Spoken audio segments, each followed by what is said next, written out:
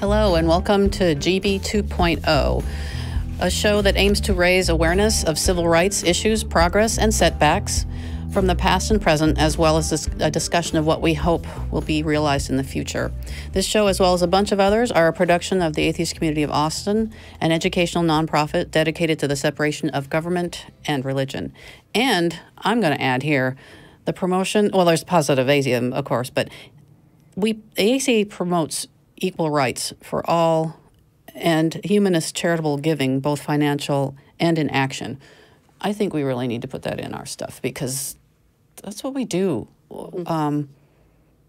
Positive atheism to me is a difficult thing to define, but when you talk about secular humanistic things, that's concrete. Positive atheism, actually, the way people are using it today is a departure from its traditional meaning. Historically, positive atheism has meant that you believe the statement that some gods exist is false. Got it. Right. Now you see long threads about what does positive atheism mean? Yeah. Well, it means being, I don't know, kind when you're talking to people about God. And no. Yeah, that's... Yeah. So... I know. I've been accused of, oh, you're not being a positive atheist if you're nasty to somebody, you know, when I'm mean to a conspiracy theorist or something. Yeah. Which So I like much to for sit back and positive watch. atheism. It's fun. Alrighty.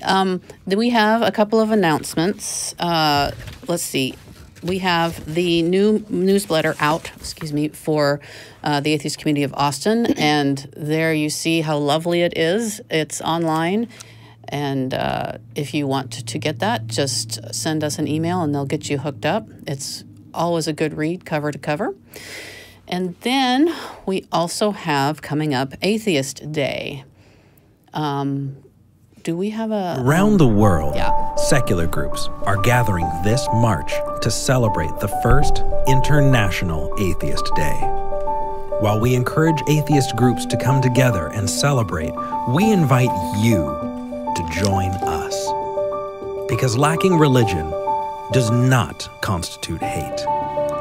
Because in many parts of the world, disbelief can have tragic consequences. Because it's time to create an international community. Because where we can be counted, we should. Stand up this March 23rd and join us as we demand to be counted.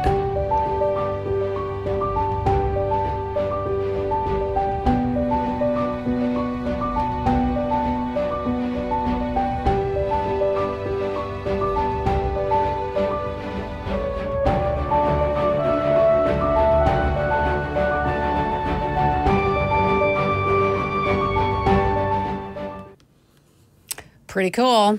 Be there, be square. All right.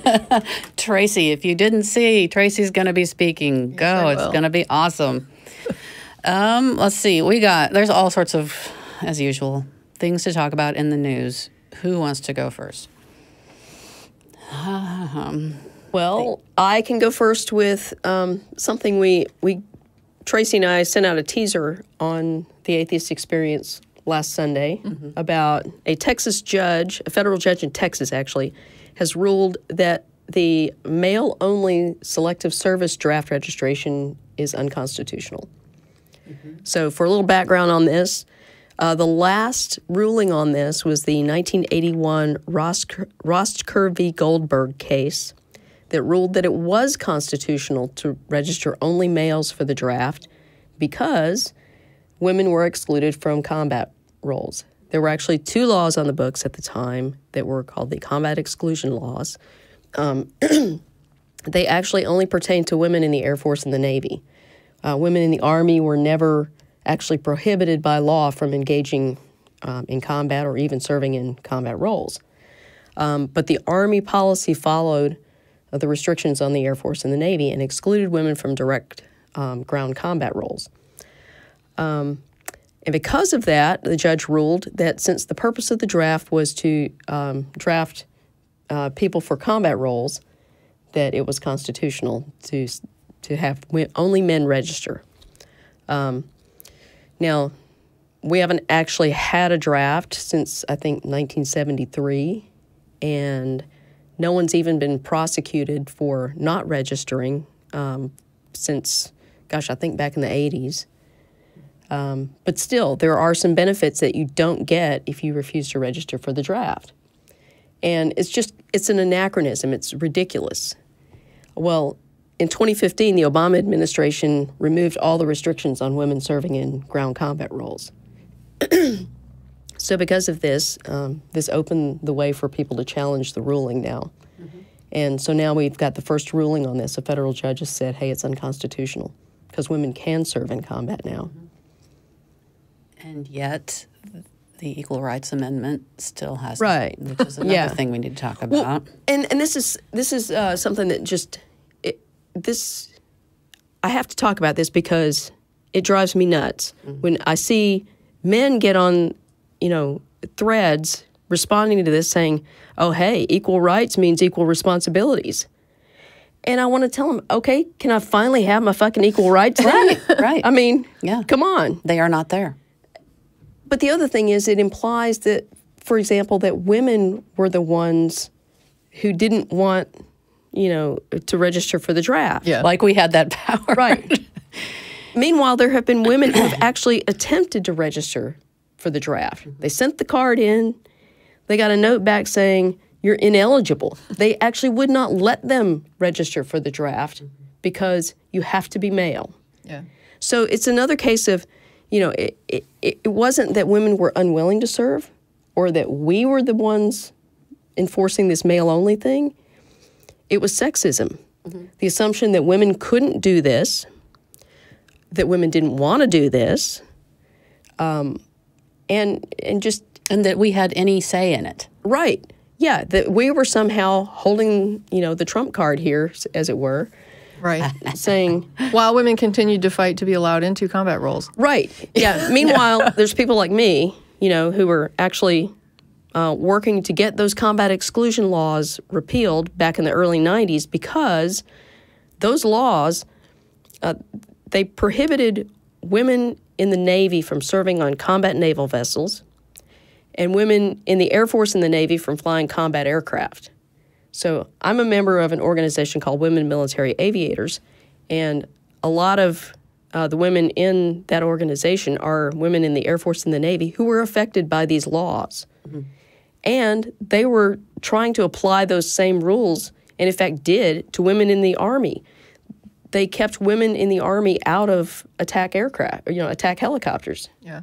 So there were certain aircraft that we couldn't fly, not because you need a penis to operate any flight control in that aircraft, but because, the Army was conforming to the other services policies. To me, another interesting point was knowing that it was mainly misogyny that was keeping that door closed, right?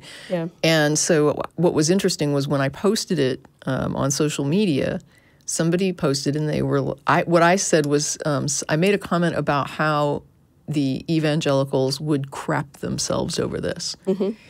And the person wrote in and they were just like, I haven't heard about like an evangelical tie to this. Like, what do you mean? And I'm like, and I went and Googled it, right? Because I basically, in my head, it was like my experience with Christianity when I was younger, this would not fly. Yeah. And so I went and I Googled it, and sure enough, there's like all these evangelical, posts about how women in the draft is, not God's plan. It's not moral. It's not okay. And oh my gosh, what kind of, satanic crap have we fallen into that we, aren't respecting the roles of women as wives and mothers and helpers for, men, like these extensions of men, and basically saying they can go into a combat role will freak that group out.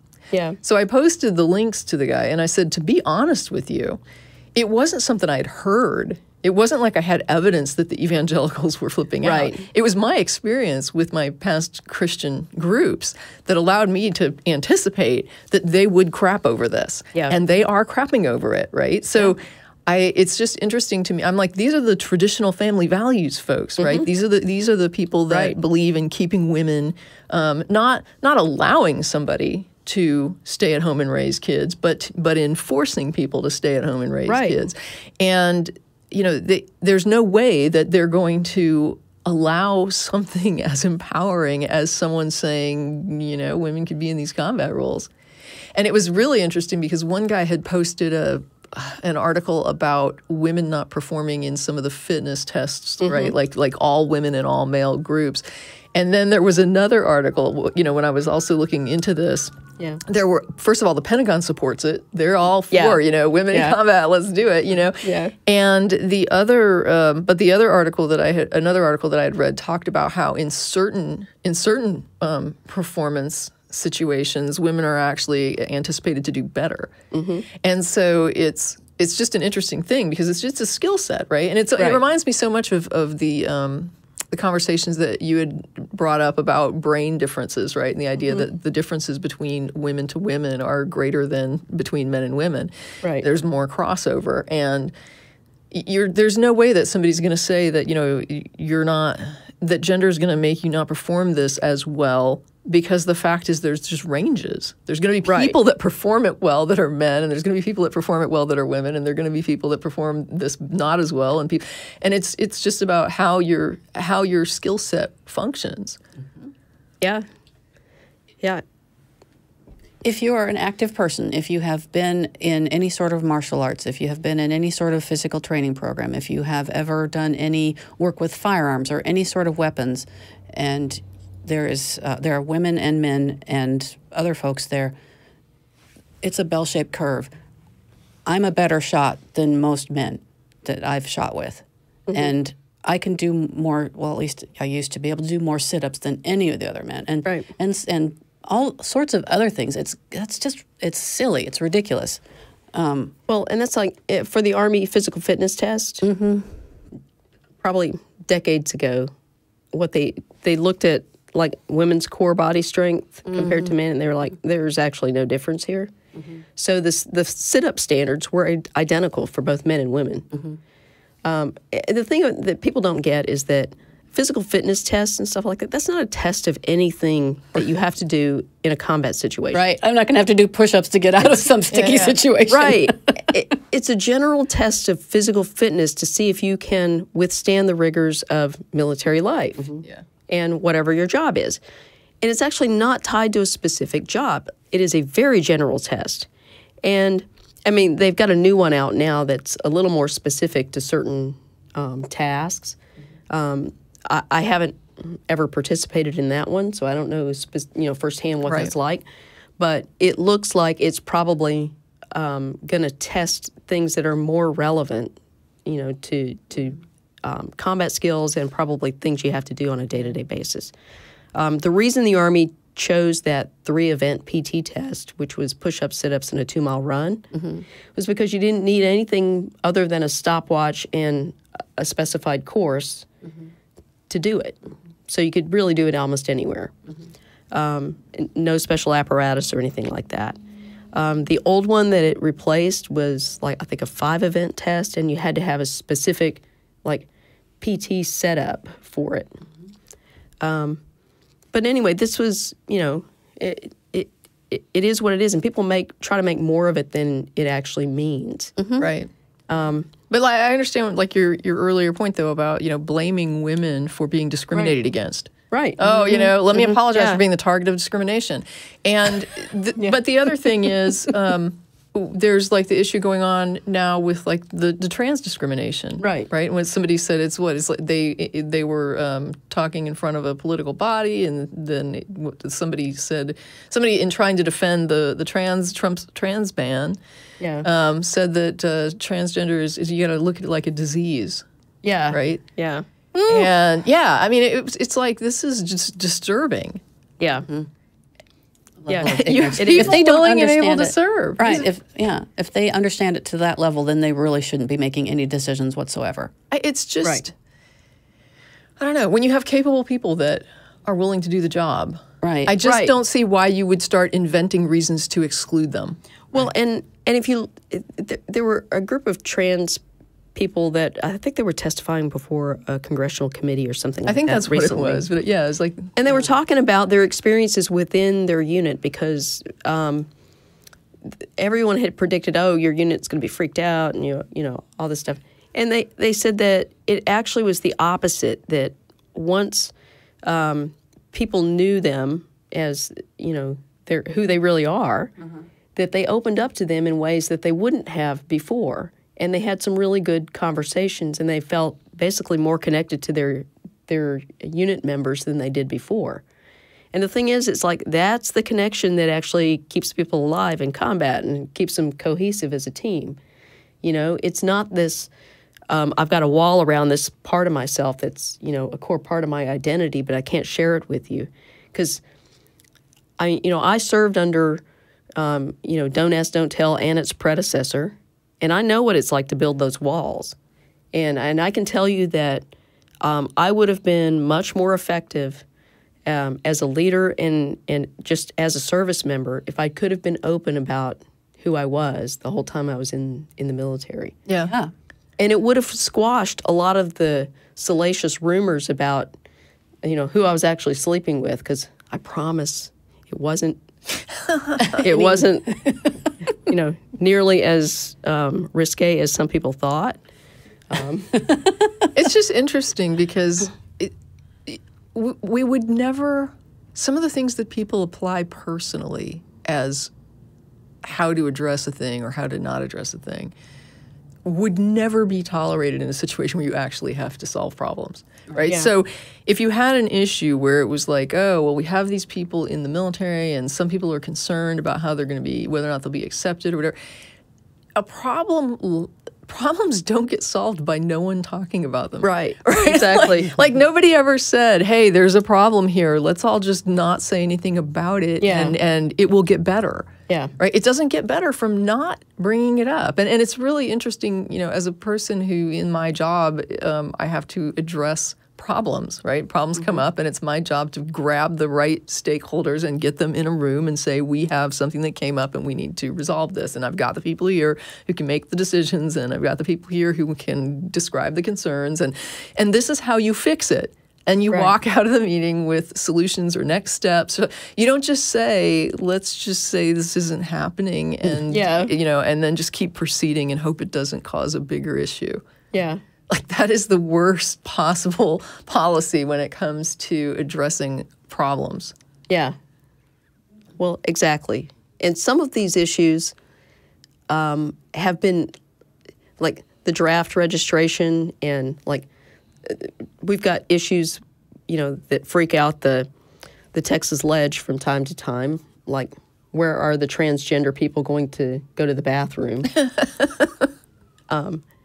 And so these are issues that are often brought up as a way of further discriminating against women in particular. And it was actually an argument against the Equal Rights Amendment that, if we ratify the ERA, then you'll have to register for the draft, and men and women will use the same restroom. And meanwhile, if you go to Starbucks, they're all the same. There's no men's or women's room. You just go in and just fine. close the door. My house has unisex restrooms as well. Mine too. Yeah, me too. And somehow at parties it works. Yeah. It does. It does. When people are drinking and I can't have mixed parties. Because I have just the one bathroom for guests, and so I can only have either all men or all women at those parties. Or but I remember Phyllis Schlafly, who was she founded Eagle Forum. She's very conservative, and she was the one screeching about, our daughters are going to be drafted, and you're going to have to use the same restroom as men, and all. And I'm like, by the time this happened, I was already in the Army. I'm like, okay, the draft is kind of a non-issue for me. Yeah. I already wear combat boots, so it's okay. Right. And I mean, you have nations like Israel too, where there's like a compulsory service, right? And what's funny is for people who are just like, well, I think this is all crap because I don't like the idea of even having a draft or a registration for a draft, or I think drafts are just wrong, right? Well, good news for you, because the people who are going to freak out about this draft, the evangelicals and stuff, there's already people talking that have been talking because they saw this coming, who are basically saying, how do we change the draft to make it more palatable to the misogynists in our society? Because maybe we can do some sort of civil service that you can volunteer for instead, or we could make this maybe not all combat. And so they're already trying to figure out how to make this so that they can divide it up again to make women again not as responsible, right? Like what you're saying, so that we don't, burden them with too much responsibility that might empower them, right? Because I have to say, I think that I would have had a different attitude about myself if, when I turned 18, there was a compulsory 2-year service requirement.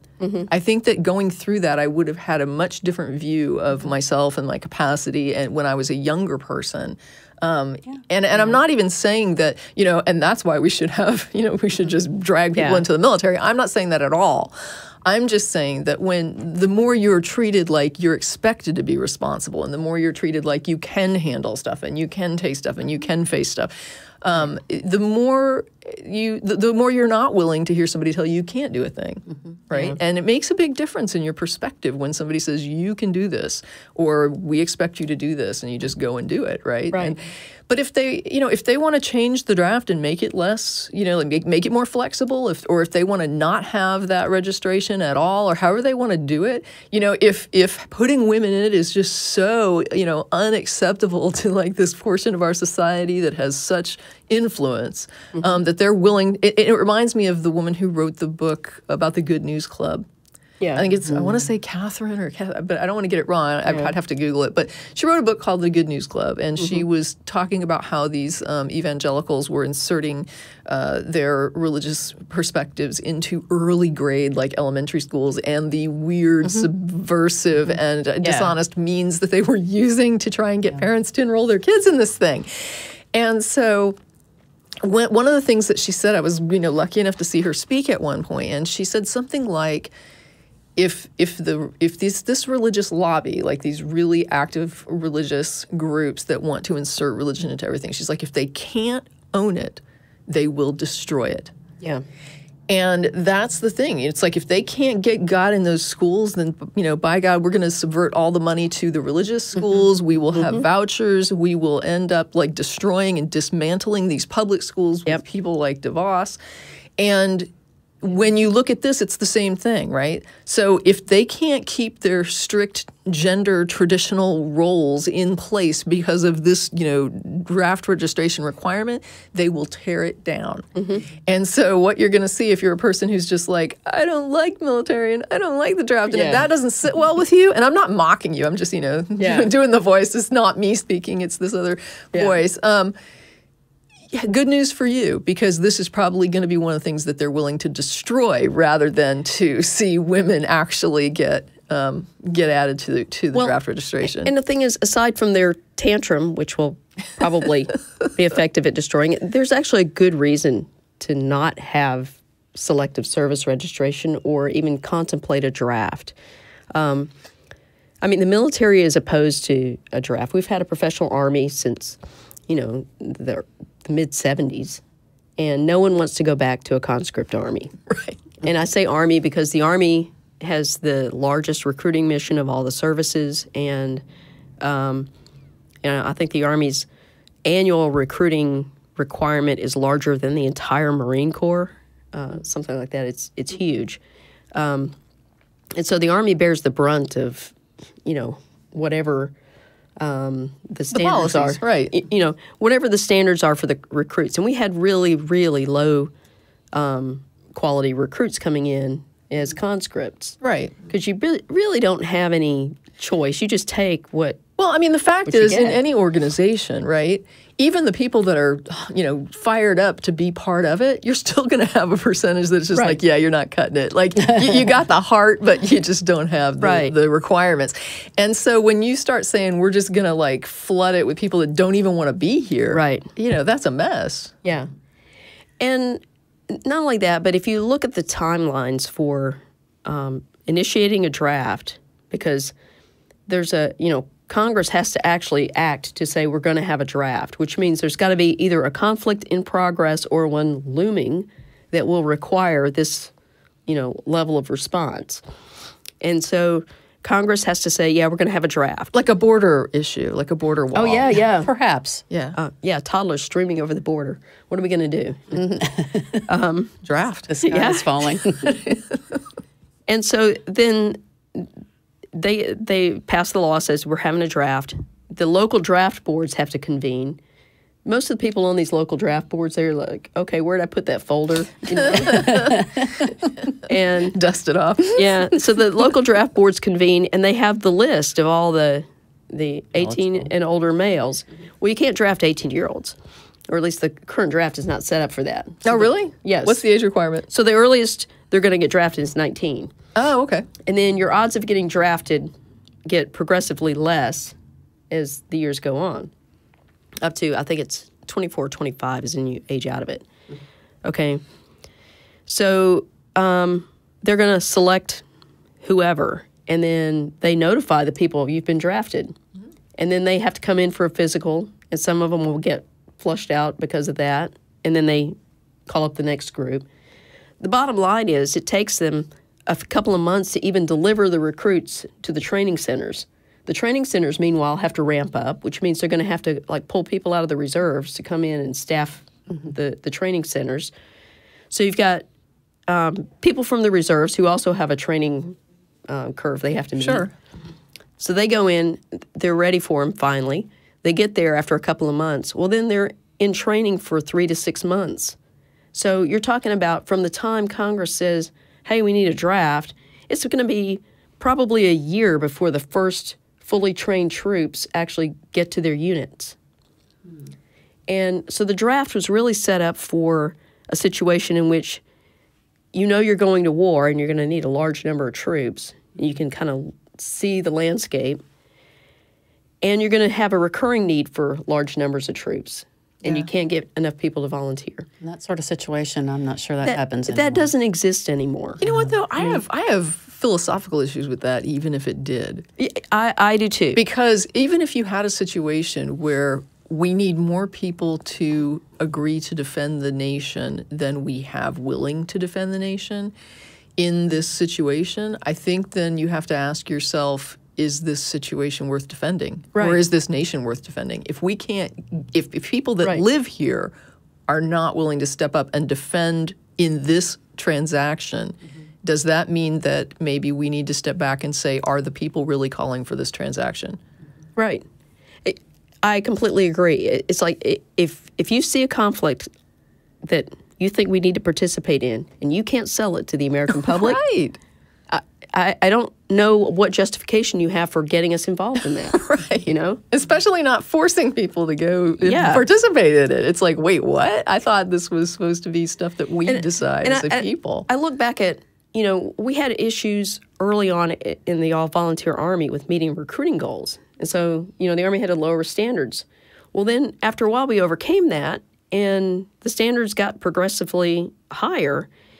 And then I remember back when, in the 90s, when we were involved in Bosnia and Kosovo, in Bosnia in particular, everybody was saying, hey, really not our fight. A lot of politicians were beating their chest because, it was Clinton that got us involved in that. And they're like, hey, this is not our problem and all this stuff. And, the argument was, hey, this is a place where a lot of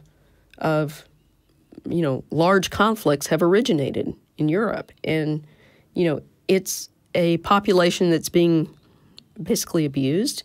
There's genocide going on. We have a moral obligation to help. And when they put troops on the ground in Bosnia, when they came out of the field, they were looking at reenlistment rates. The reenlistment rates for the troops that had gone to Bosnia were the highest because they felt like they were doing something worthwhile. Yeah. And so it's like, that's the kind of, thing where you can sell that. Yeah, that's a signal that something that you're doing, when people are walking away and saying, yeah, I feel like this was a worthwhile effort. Yeah. I think that means something, right? Yeah. And you do have to kind of look at how engaged people are in your activities. And if you have low engagement, percentages of the people that are actually doing it, you're not going to be as successful. It can't. Yeah. So you're right. It's like if you can't sell it, if you can't get those people to say, I see why I'm doing this and this has meaning for me, it just isn't going to work. Right. And same thing happened when we were doing relief operations for the Kurds back in, it was still back in the 90s, I think. I think it was Operation Provide Comfort, where they had a lot of aviation units that were flying supplies in there. Yeah. And they came back and they said, man, this is like one of the best things I've ever done, doing relief operations there. And there were two things involved in that. They felt like the mission was worthwhile, and they were doing the job they had joined the Army to do. And that's one of the things troops want to do. Right. They don't want to go to the border and operate, whatever, a camp or something. Yeah. They don't want to sit there and in some crappy, makeshift Army camp on the border waiting for refugees to come across the border to do what we don't know, or string barbed wire, or something like that's this is what kind they of an join the interesting military to do. conversation because I'm having all these like weird connections that are happening in my head, and so there's I remember in one of the reboot Star Trek movies where there's like a conflict about these weapons that are being put on board, and somebody has to approve putting these weapons on board the ship, and they're like, I don't know what's in them, and I can't get the reports for what's in them, and I'm suspicious about why we're loading these weapons because something's not right. Normally, I get a manifest that tells me what's going on here, and I don't have it. Yeah. And so somebody tells them, like, look, somebody who understands why they're going on says to that person, you just need to approve it. And he's like, I can't just approve this because there's a problem here, because we're not a military organization. We're just supposed to be like exploration and whatever. And so even though the Star Trek setup is like a naval model, it really isn't like a milmilitary. It's not supposed to be, even though they're armed. Yeah. Right. They seem like battleships to me, but but anyway, so they have this conversation where he's like, what are we becoming? Are we becoming a military thing? Isn't our goal so supposed to be just like emissaries and whatever? And I kind of look at, what we're doing and the idea, this whole draft discussion and whether or not a draft, if we should have one, should there maybe be some compulsion for just like civil service of some type, or whatever.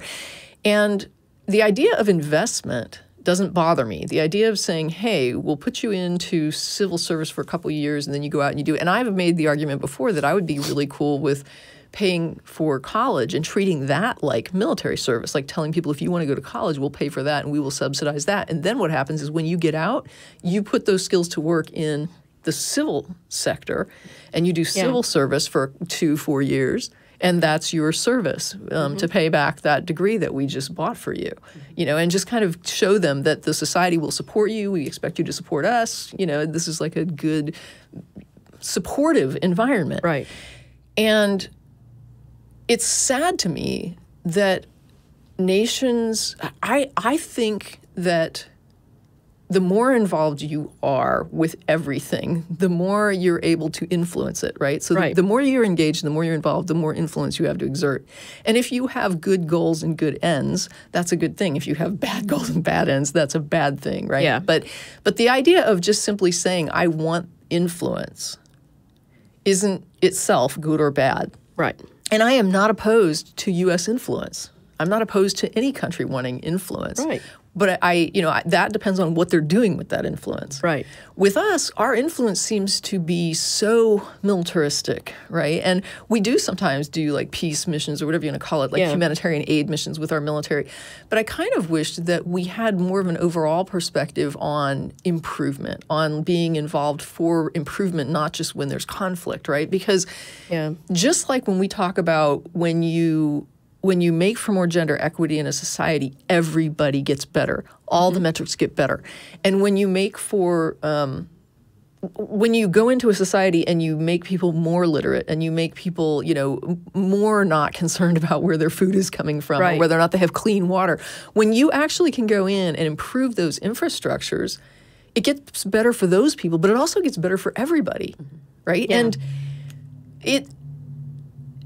at some point, we have to get over that faction of the society that has this real fear of integrating or globalistic views or the idea that we can work with other nations. And I think that in some ways we were making strides, right? We were getting ahead. We were starting to join these international groups. And, you know, and these things are never going to be perfect, right? They're always going to be open to criticism. And you're always going to have, like I said, there's always going to be somebody that wants to influence for like some sort of nefarious gain or whatever. And you have to look for those things. And I don't condone those things. I don't condone abuse of power. There should be caution. Right. When you... But at some point, we're going to have to realize that it's global. We have gone global. Yeah. And we have to support that globe. It's not just about our corner of the world. And we have to understand that even if it is, raising those other corners of the world floats us too. Oh, boy. Yeah.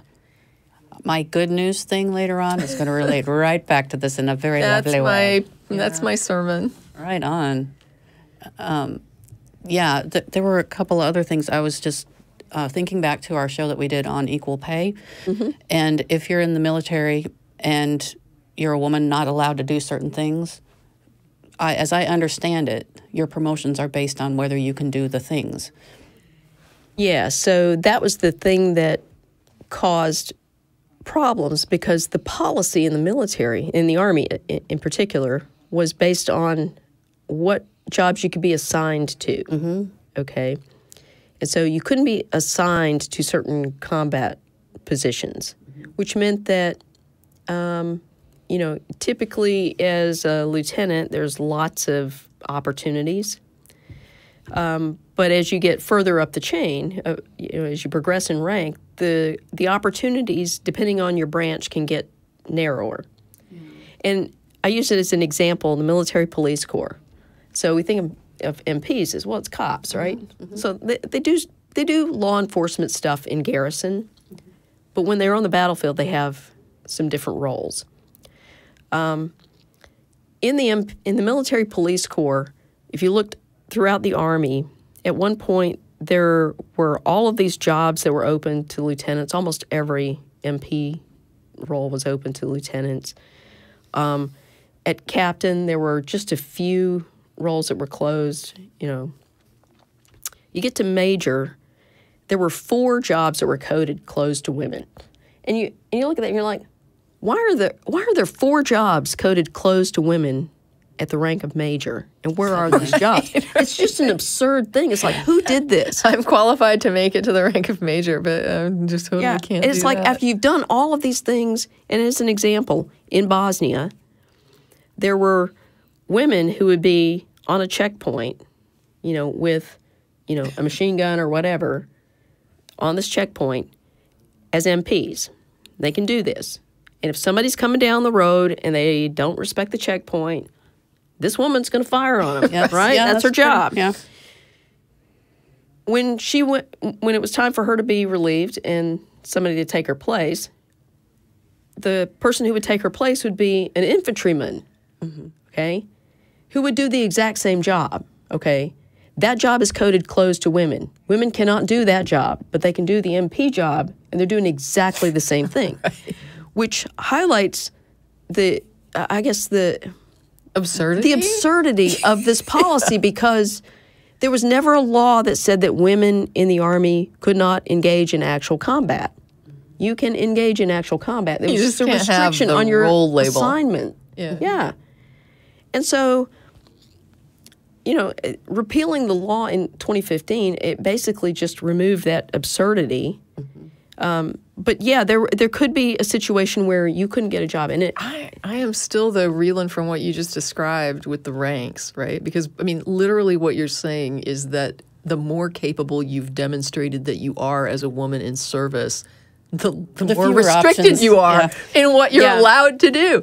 It's like, well, and the thing is, if you land in a situation, it really kind of became obvious when you started competing for command positions. And I'll give you an example from my own history. When I got to Fort Hood, I was originally assigned to the 6th Cav Brigade. So I was going to go in as, I was supposed to be the Delta Troop Commander for 4-6 Cav. Well, that ended up not happening. I ended up getting traded to the COSCOM in exchange for a male officer. a lesser qualified male officer. But anyway, There you go. but the thing about that is, if you look at a cavalry squadron, there were 5 cavalry troops in there. So it's headquarters, Alpha, Bravo, Charlie, and then the Delta troop. All of those were coded closed to women except for the Delta troop. So it doesn't take a rocket scientist to figure out, if you're a woman in a situation like that, your possibility for command is 1/5 that of an equally qualified male officer. Yeah. And so when we got some response from people that, and I've gotten into arguments on Facebook since then, that there is no difference in pay if you take out all the variables like the job that they're doing and so forth. Maybe, but there are jobs that are not open to women or are harder for women to get. And so it is effectively and in fact, difference. Pay in the military is based on your rank and your time in service. Right. And then if you have any special skills, you can get extra pay for. So, for example, I got flight pay. Right. But Your rank. But if you can't get to that next rank because there are structural inequalities in the system. Right. That's that. And in fact, people talk about, we don't want a quota system. And they pointed to the promotion system in the Army for years, where after the promotion lists were put together, they did a final review. And what they did was they looked at it as, all right, we're looking to make sure that the selection rates for women and minorities is equitable. And so that final pass was just a review to make sure that the percentages basically looked reasonable. It wasn't a quota as far as you had to promote a certain number of women or a certain number of minorities.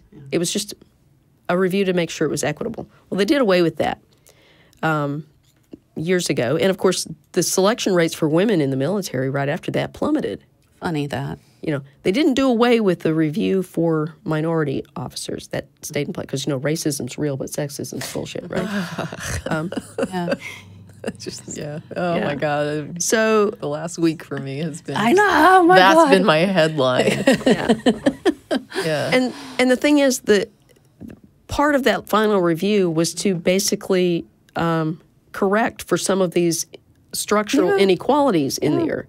And when they didn't do that, of course, then this was way before any combat laws got repealed or anything like that. And so women were still confronted with this stuff that you have to overcome.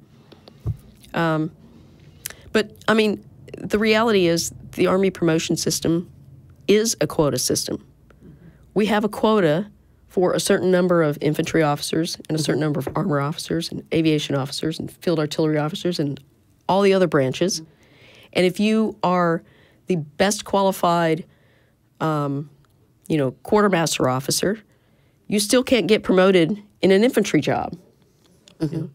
And if we have a quota for, 20 quartermaster officers and you're number 21, even if you're better than all of the officers in the Ordnance Corps that are getting promoted, you still can't get promoted because, you're not in that group. Yeah.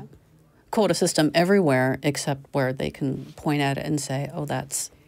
Well, the interesting quota system that we had that a lot of the guys overlooked was that for a long time, up until 2015, there was a quota system in the Army that said 100% of infantry soldiers have to be male, 100% of armor officers have to be male. There can be no leeway on that. No, I actually got into it with somebody with a similar concept where, I was pointing out that having like a huge lean toward men in Congress means that there's a lot of men in Congress who are there because they're men. Right. And this was rolled out of another conversation where somebody had made, we were talking about a statement about, you need to be able to offer more than just saying I'm a woman in order to, run for office. And I was like, well, for a long time, only men could hold office, only men could vote. Right. So literally, you were there because you were a man. Because if you weren't a man, you wouldn't be there. I mean, that's not even debatable. Right. And I'm like, so if you're saying that I'm wrong or that my comment, in pointing that out is sexist, which is what I was being told, what you're basically saying is that you believe that we have this huge majority male Congress because men are just more, it's a meritocracy and they just deserve it more, and that this isn't, and that the fact that our Congress doesn't really represent the demographic of our society just shows that how much, men are just that creme de la creme that rises to the top, right? And it's weird that that's not the same in every other country. It's weird that it's not, and so I'm kind of, it was like stunning to me that in a country where we literally had to overcome laws that said only men could hold this office, that to even suggest that we still have some of that going on, and to say that, and I wasn't saying that, every guy in there is only there because they're a guy. I was saying that the fact that you have such a disproportionate number of men should show you that there are people still getting in office because they're not women. And the fact that you could have people equally or more qualified who don't get the position because they're women, that's saying they're there because they're a man. And for me, diverse experience in the people who are representing us is important. And if they say, so you're voting for her because she's a woman, that could be part of the there's this decision. idea, though, about like reverse discrimination, which is really weird. Because, well, what it's saying is as long as I'm getting an advantage because I fit the privileged class, because I'm white, or because I'm, whatever. It could be male. It could be because I'm a woman that I get a particular job where women are maybe more pigeonholed into that role, right? Where somebody says, I just don't know if a man could be a kindergarten teacher, And it's like, but the point is, if I'm getting some kind of advantage that's not due to actually being able to do a better job, right, like gender, then when I start to see that it even out and become more equal, or when somebody says, look, we have to put some policy in place to ensure that this discrimination against everybody that's not a woman, or everybody that's not a man, or that everybody that's not white doesn't continue, people are like, oh, that's a racist policy. No. And it's like, no, it's what's going on right now is racist.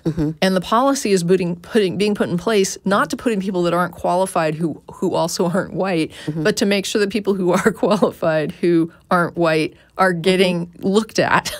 And getting that, getting positions, right? And I also heard a really interesting comment and interview where people were talking about the idea of accomplishment being, it was something like you can't really assess somebody's accomplishments without a context, right? So the idea behind it made me think about a situation I had, because I knew somebody once that had a really good educational background, and they had graduated from Harvard with a degree. And while they were there was somebody that was economically disadvantaged who was also there. And that person had to do the work-study program. So basically he worked like janitorial work in order to be able to attend Harvard because he couldn't afford it otherwise. To all the things that he was doing. And that kid, he would tell me about him, and he said the kid ate spackle every day. And I was like, what is spackle? Apparently it's almost like a potted meat sort of thing. And this is what the kid ate all the time because it was just like that's what he could afford to eat. Scrapple. Yeah. Is that what I said or not? You said spackle. Okay. Spackle is like a house improvement product. Delicious. Yeah, okay. It looks like icing. He wasn't eating spackle. Scrapple. Yeah, Scrapple. Well, anyway, so he's eating like crap out of a can every day, all day. And he's, busting ass having to do this work study. So Jen's still laughing at me.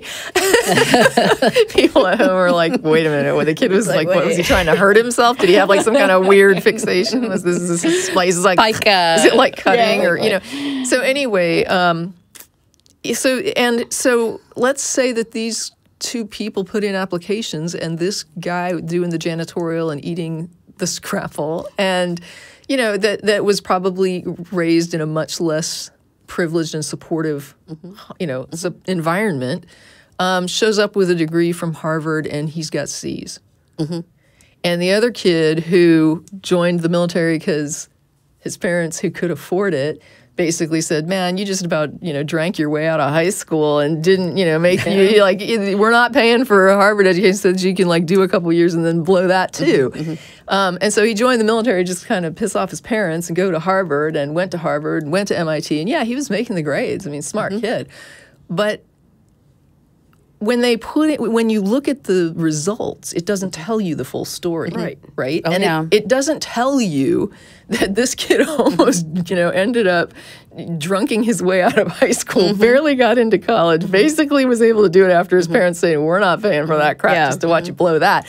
And the other kid worked his ass off and didn't have all the time in the world to devote to study because he had to go in and clean toilets, or he had to go, and so, and you have to know that story. And so when people look at it and they say, oh, you're putting this person in and they're not as qualified. Right? Oh my gosh. And I'm doing air quotes because for people that are just listening. Right. Not as qualified based on what? Yeah. Yeah. I have a personal story on that front, and it's about academia and misogyny in academia. And I've heard it's only second to the military in terms of how thick it is.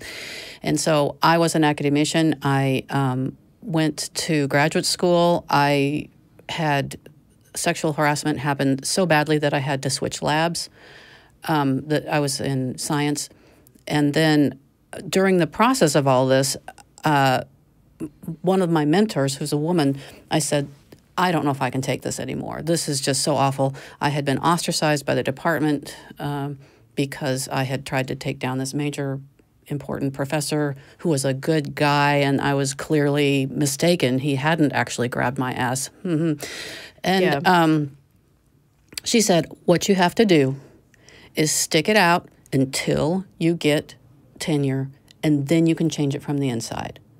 I thought, okay, I can do this. And I got a job, a postdoc here at UT, with somebody who was he had a reputation that preceded him, and so I was just an ice queen around him so that he left me alone. And then I met my husband, and here's where the real rub comes. I had a choice. I could either have the family that I wanted, or I could be an academician. There was a definite choice, and it was because I was a woman. Yeah. My husband can't have kids. I can only, right? And so between that and all the other stuff, I quit. Oh, and by the way, while I was a postdoc, I was being paid 3/4 what my peers were being paid and doing more work. Yeah. Now, if that doesn't say something, I don't know what does.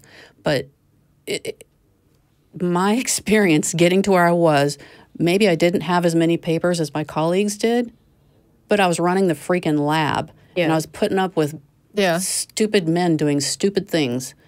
And that's not even talking about the fact that when I would submit a paper, I feel fairly certain that there were times when it got put through the ringer harder because it was a woman first author rather than one of my colleagues, even undergraduates who were co-authors would get through easier and things. I'm a decent writer. It's thick, it's big, it's out there, and experience to getting where you are, there's a lot of steps to it, and you're absolutely right. Yeah. And I'm not an academician anymore because of it. You have a different context, right? And that's the thing. When you don't look at someone's context, when you don't consider that context, you're basically dismissing what is the pillar upon which the achievement sits. You're saying all that matters is the thing on top, and all the work that went into getting there is not relevant. I don't care about it. I don't want to hear it. But this is how we often assess a candidate. We want to know where, what did you get good grades in school? Did you? I don't need your life story. I don't need. You kind of do. You kind of do need the life story. It's crucial to me. Yeah. I mean, I've researched candidates in that way, find out where they came from, what they've been doing. It makes a difference. Why it took you 6 years to get through college makes a difference. I mean, this reminds me of several years ago when I was working at Bosch. I was in an engineering group. We were going to hire an intern for the summer. So we had a group of candidates come in, and all of us in the group were interviewing them. And this one young woman, she was a young African-American woman, and we had their transcript and, a little bit about their background, their resume and everything. And I was looking at it, I thought, well, her grades aren't stellar. I mean, they're not bad, but they're not what these other guys are. And I thought, well, I'll talk to her anyway. And so I in the course of the interview, we started talking about her background, and it turns out she had a really interesting background. She hadn't initially gone into engineering, had gone pretty far into another career field, and then switched to engineering. Right. And it kind of mirrored a lot of what I had done. And then she talked about she had to work an extra job, and it was all this other stuff that she was doing, and all of a sudden, everything snapped into focus. It's like, this is someone who knows how to solve problems, and that's what we need in this group. Yeah. And so I came back and I said, look, I'm going to rank her number one as the person we should hire. And I said, if we don't get her, somebody else will, because she's really good. And so, you know, I actually had to sell it to the rest of the group because they're all white dudes. You know. And in the end, they're like, okay, yeah, we should probably hire her. Mm-hmm. Good. Good sell. We didn't.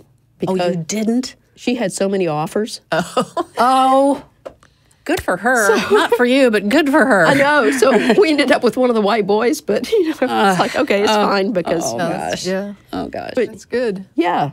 But yeah, it's an example of how if you looked at what's on paper, you would think, okay, she's dead last. And then you talk to her and she's like, oh no, she's first. Yeah.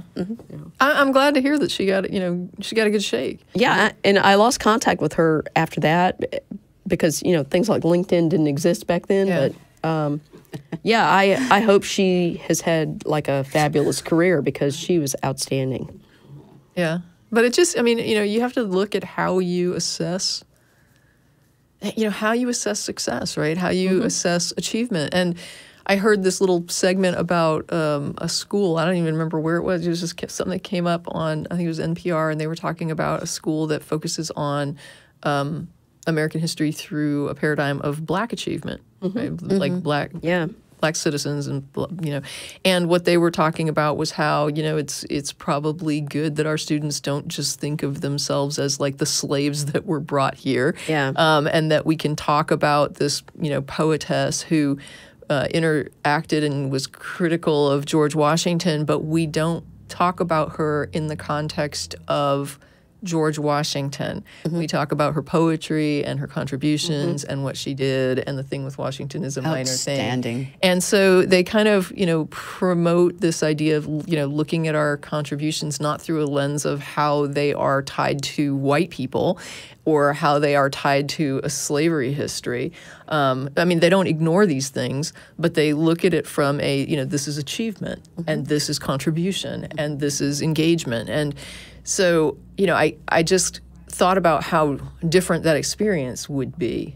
And for to somebody. me, it's a greater achievement because the white dude's getting all the attention and having everything written down through history and taught forever and ever. Yeah. Okay, you're there. Got it. Right, but if I Someone who hangs on with their teeth and does that sort of work, and we still know about what they've done. If I say George Washington Carver, yes. you know who I mean? Yes, I do. If I say, who was the name of that poet that wrote those critical letters about George Washington? Never learned. Don't I? I have no idea. Couldn't tell you.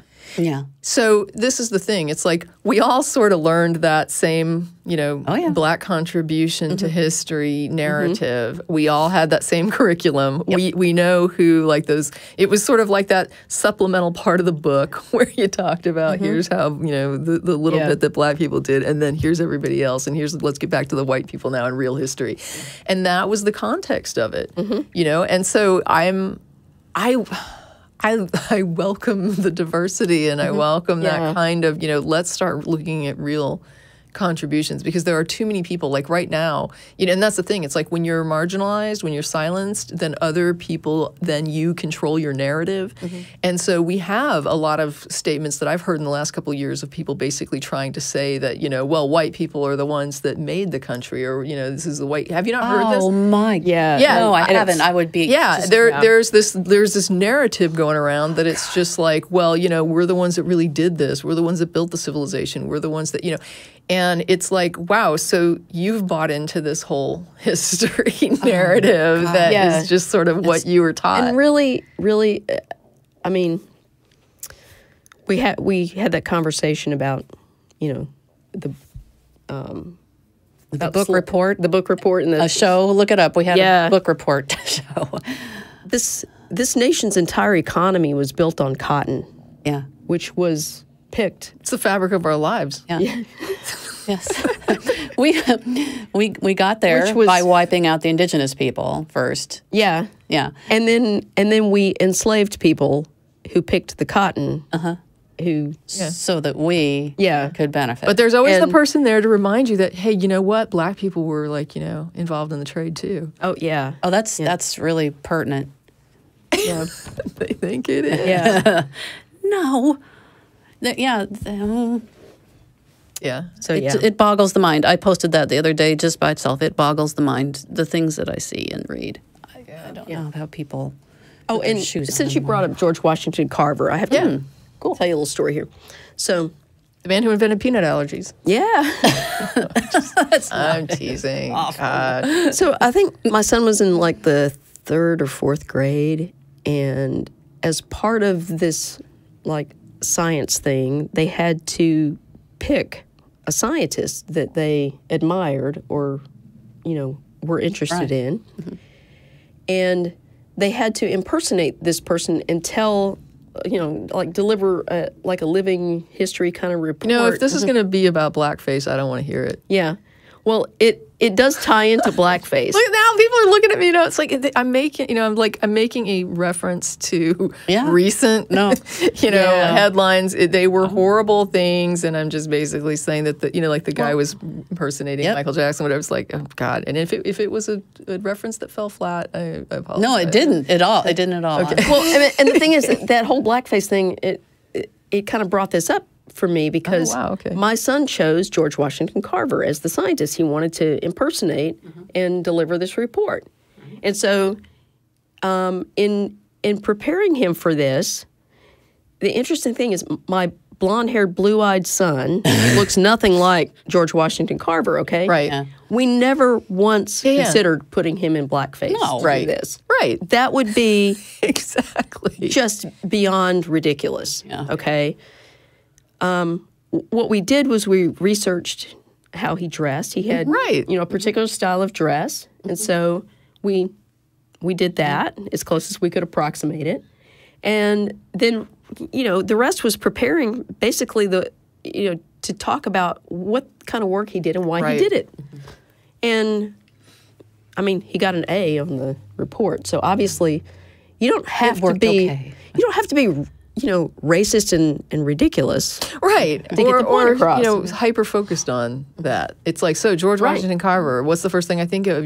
I'm not saying this is the first thing I think of. I'm saying that when someone's doing the blackface, what they're saying is, first thing I'm thinking of is they're dark-skinned, right? And it's like, we need to get away from that hyper-focus. And some people get confused by this, right? And so I want to offer, like, if it confuses a person, that I'm sitting here saying we need to look at context. And then we need to not be hyper-focused on somebody's, blackness, but we need to be aware of the black context, right? Like when someone comes... There are some people that find that confusing. Like they look at that and they're like, well, that's a mixed message. On the one hand, you're telling me to do this colorblind thing. And on the other hand, you're saying it's racist to be colorblind. And there's a difference. I guess what I'm saying is don't be hyper-focused on the physical aspect of a thing. Right? Yeah. Like that is such a shallow, the objective physical aspect is shallow. The idea is to treat people as individuals by understanding their context, right? So you understand that there is a racist context that exists in the society that some people are more subjected to as targets than others. And you realize that there's like these gender issues and there's these sexist issues and there are these, all kinds of marginalization that are taking place and that it's our goal, or if it should be, to be a decent person and to consider the context of the person. Be sensitive, right? Like there was a caller on TAE like a while back that called and they had gotten into a really bizarre discussion with somebody that they were dating about how this person thought they should have a right to kill their baby after birth. It was like a really weird thing, right?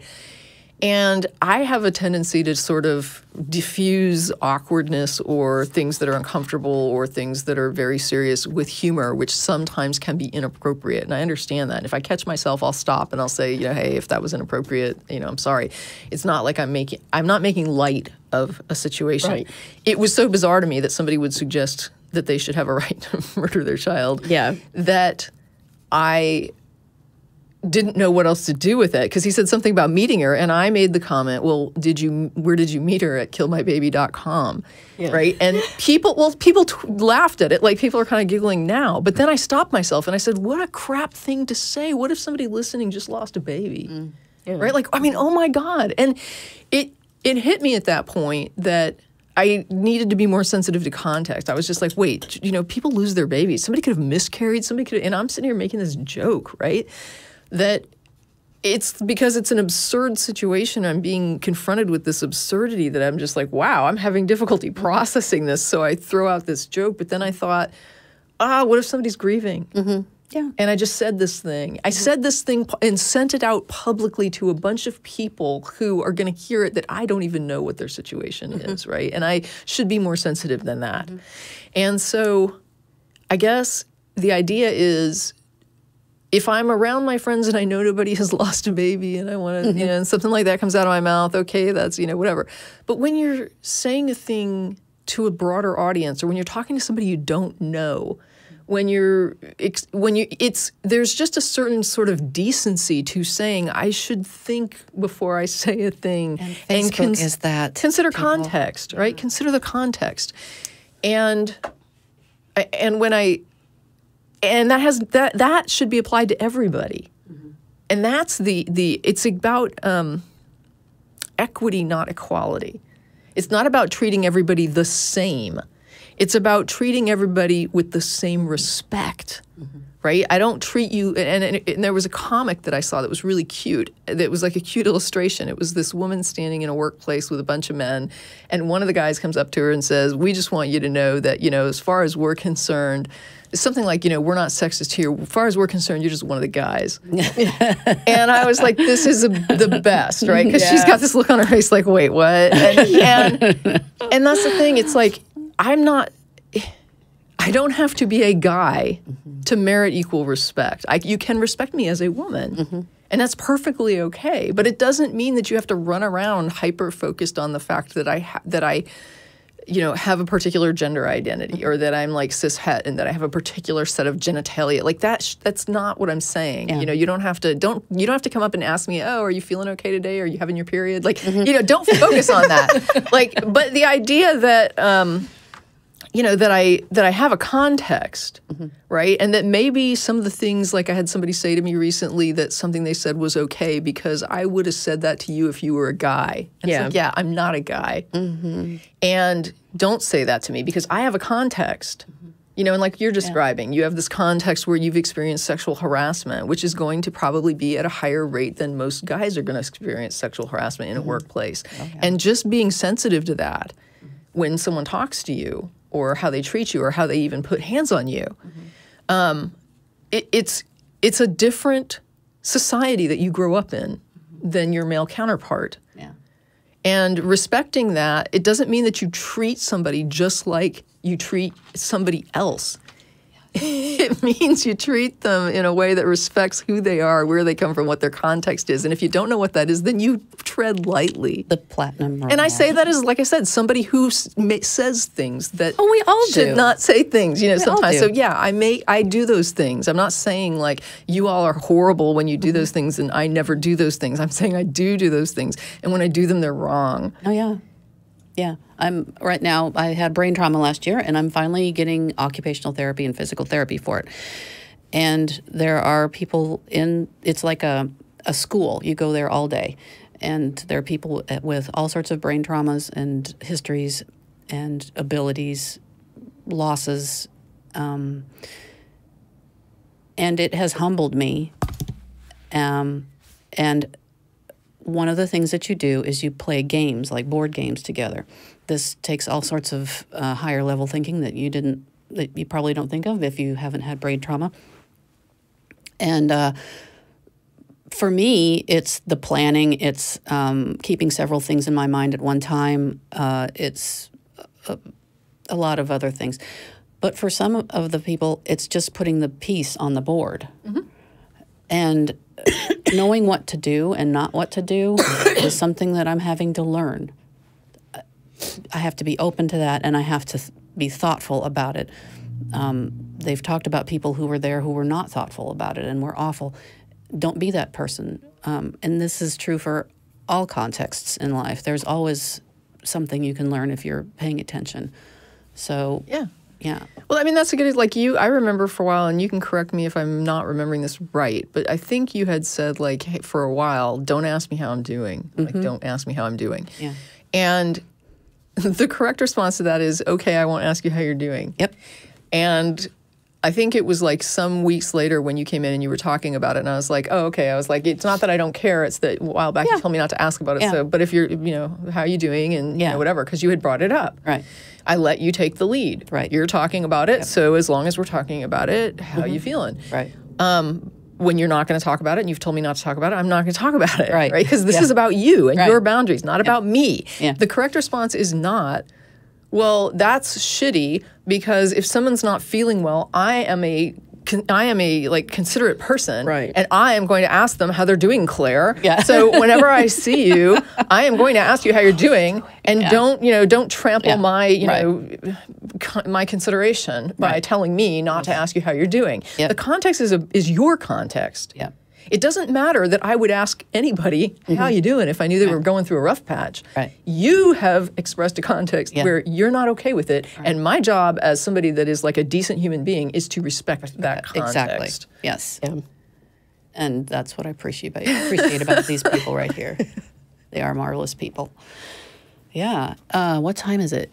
Yeah, we're Several minutes past, like 11 minutes past the hour. We are supposed to go to 12:30, correct? Oh, we are? okay. Yeah. Cool. I've got a couple more things to talk about, but what did y'all have?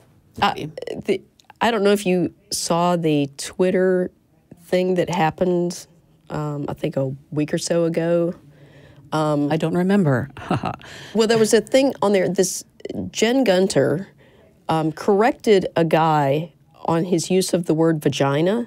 He was using it as like a general term for the external genitalia of a woman. Not right. Yeah. And she said, no, the correct term is vulva. Right. Well, he got into he went full on mansplainer on this. Super. And it was explaining to her how wrong she was. Okay, so the context for this one is that Jen Gunter is Dr. Jen Gunter, an OBGYN.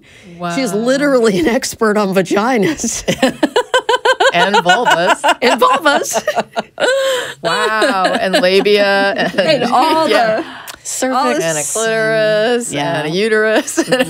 So, Wow. in addition to this guy, so there's a blog post at We Hunted the Mammoth, and that is wehuntedthemammoth.com, and it's called Mansplaining 2, Electric Vulvaloo. Oh, no. So this guy wrote a 20-page manifesto on why his use of the word vagina is correct and vulva is just wrong. This should just be hashtag when you can't admit you're wrong. Yeah. Oh So Twitter has been eviscerating this guy. Wow. Good. But anyway, it's hilarious. And the Twitter feed was priceless. There were jokes about, this is a deep, dark hole we're going down. And stuff like Slippery slope. No, boy. yeah. See, it takes me no. like a minute. Everybody laughs, and then it takes me a minute, and then I start laughing. Like, oh, I get it. The whole.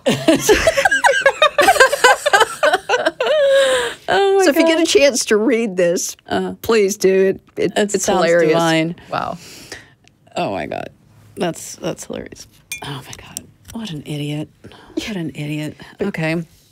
Yeah, there's nothing like a dude explaining vaginas to a bunch of women, especially to a gynecologist. Oh my God. So I had two stories. I'm not sure if we have time for. I'll try. Yeah, I think we okay. can go. So there was the whole Robert Kraft prostitution scandal. Yeah. Yes, this was very. It's not that we didn't know it existed. It's that it's finally come out, and I can't wait to see what happens. Yeah. Because in the past, when big names in big sports like football or baseball have done horrible things, it just kind of gets swept under the rug. This is really a horrible, horrible thing. This he's involved in The evidence indicates that Chinese women were recruited and transported to the United States under the false promise of securing legitimate jobs, only to be held captive at the spas and coerced to transact for commercial sex. As I understand it, wherever the major football games are played, these people who deal in this, they import their business into the city for the weekend, and it's a thing, and that just is horrifying. So are you actually telling me that this human trafficking thing is not being perpetrated by brown people across the border? No, it's not. It's surprising. Just digest it for a little bit, but it's true. But I was told it was the brown people. Then it doesn't matter, right? We don't have to tweet about it if it's... Yeah, right. He's a powerful white person, so it's cool. He knows what he's doing. Here's the thing about this particular article that really bugged me, and I'm going to check with you two to see what you think. It's an opinion article written by Siddhartha Kara, and he says, male clients at Orchids of Day, which is the name of the thing, could purchase a female body at the rate of $59 for 30 minutes or $79 for an hour.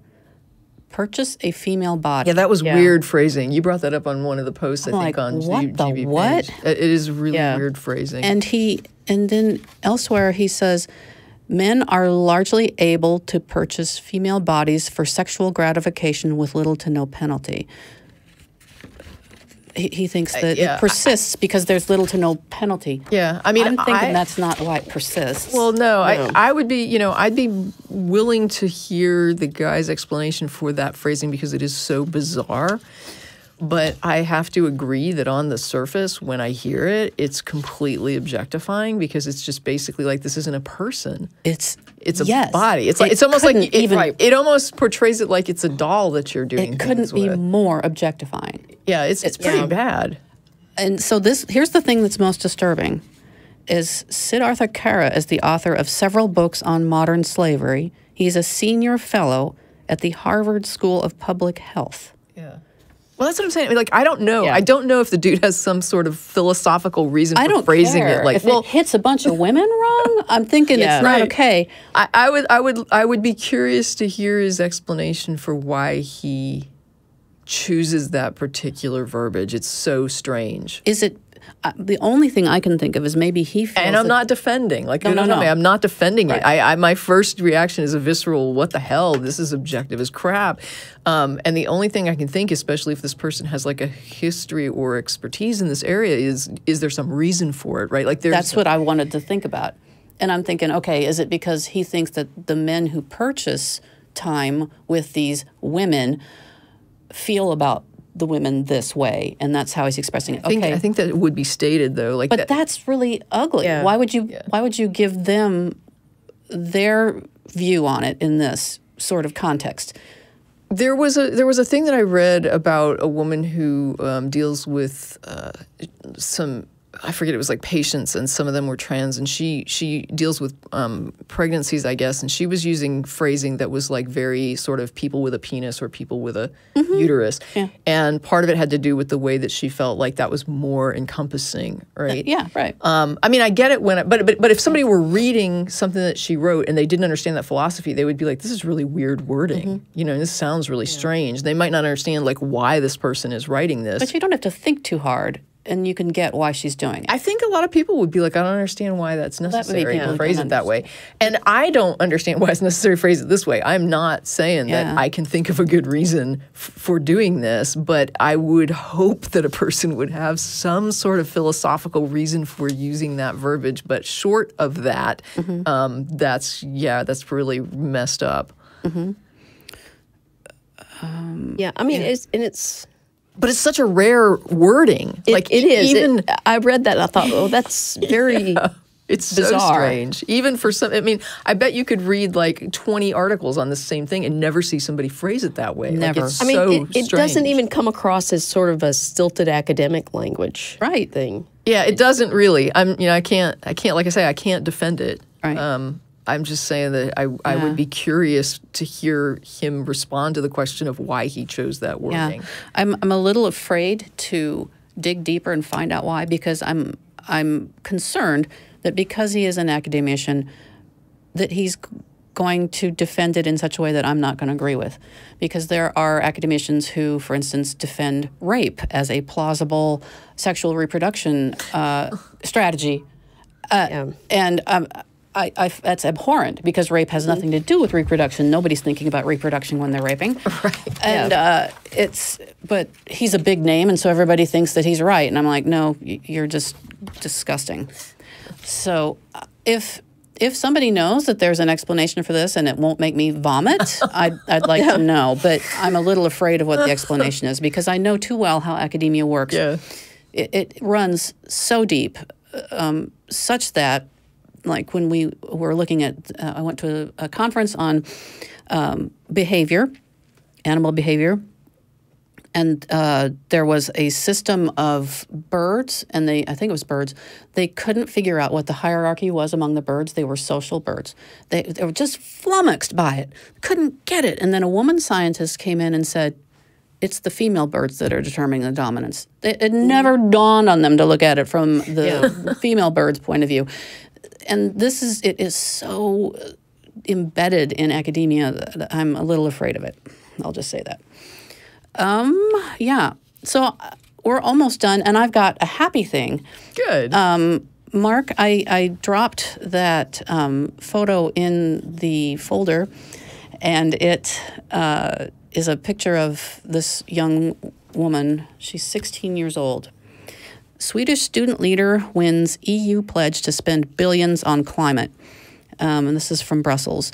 The European Union should spend hundreds of billions of euros combating climate change during the next decade. Its chief executive said on Thursday, responding to a Swedish teen who has inspired a global movement of children against global warming. In a speech alongside 16-year-old Greta Thunberg in Brussels, European Commission President Jean-Claude Juncker, I'm not sure how to pronounce that, also criticized U.S. President Donald Trump for suggesting climate change was invented and ideological. Okay, so climate change as civil rights. It's a bit of a stretch, but I feel like there's a lot of privilege in the folks who deny it. And the rest of us, it tends to be the people who don't have privilege who are going to be most hurt by this. Which is always pretty much the civil rights. Yeah, right. Case. Yeah. And just this young woman, there she is. Oh my gosh, she has a ferocity to her. If you just Google her name and look at images, every single picture of her, I want to meet this young woman. She has such a personality. It's very strong. Excuse me. So, Greta, I want to quote her. More than 10,000 students, some holding up banners saying, "Stop denying the earth is dying," protested across Belgium on Thursday, including in Brussels and the western city of Ghent, I'm sorry, I don't know how to pronounce it. Thunberg said young people around the world wanted politicians to heed scientists' warning. Unite behind the science. That is our demand, Thunberg told a plenary session of the European Economic and Social Committee. Talk to the scientists, listen to them. Trump has cast doubt on the science of climate change, and I'm not going to give him any credence because he's just unbelievably wrong. Here's the thing that I just love about this. Thunberg said she and hundreds of thousands like her are skipping school each week to focus politicians' minds on a UN conference in 2020, when countries need to present new plans for more ambitious greenhouse gas emission cuts. I love that priority. Yeah. I admire her so much. This is so important. And she's getting kudos for it. Just an amazing young woman. I can't wait to see what she does. That's part of this. As a civil rights person, put her to work in anything and just watch her go. I'm really excited about her. So there's my two articles. Cool. All right.